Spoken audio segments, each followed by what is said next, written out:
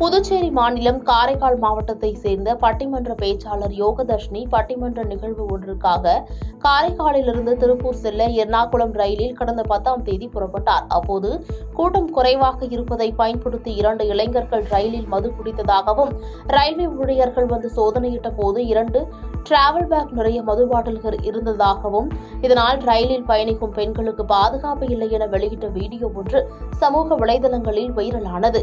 இதுகுறித்து நாகை மாவட்ட காவல் கண்காணிப்பாளர் ஹர்ஷ் சிங் உத்தரவின் பேரில் காரைக்காலிலிருந்து புறப்பட்ட பயணிகள் ரயிலில் தனிப்படை காவல் உதவி ஆய்வாளர் பாலமுருகன் தலைமையிலான போலீசார் திடீர் ஆய்வு மேற்கொண்டனர்.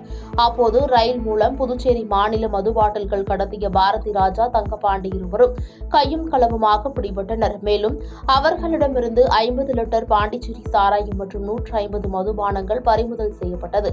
இதையடுத்து அவர்களை கைது செய்த போலீசார் விசாரணை மேற்கொண்டு வருகின்றனர்.